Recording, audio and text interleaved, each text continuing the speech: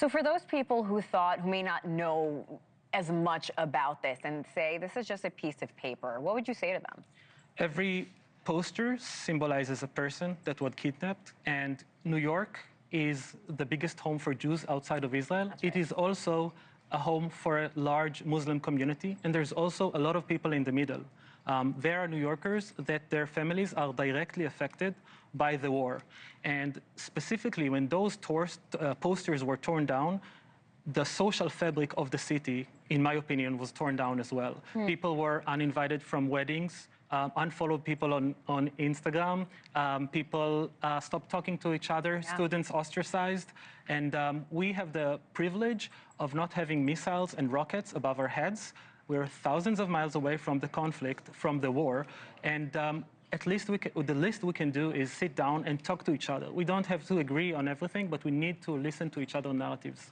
You began this documentary right after October 7th, right after the 251 people were taken hostage.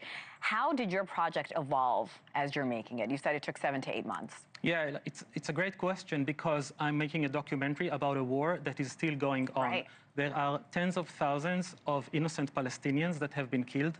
There are thousands of Israelis that have been killed. There are still 48 hostages held captive in Gaza. It's been 700 days this week. I can't believe it.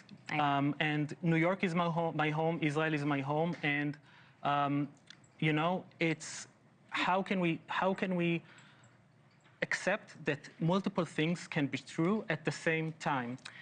What I wanted to do with the film is mostly ask questions, mostly provoke people's minds. When people see the film and say, I agreed with this, but I didn't agree with this, I say, great, I did my job. Like, that's exactly what I wanted to do.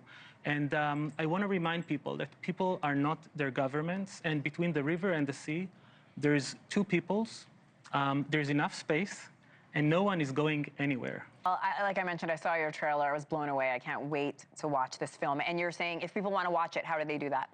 Starts this Friday, September 5th, in New York, and next week in LA, and all across the country soon.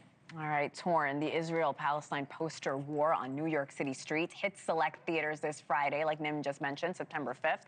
Additional cities and a digital release will also come later this year. I can't wait to watch it. Visit torn-film.com for more information. Nim Shapira, thank you for everything you're doing and igniting these important conversations in our country. We appreciate you.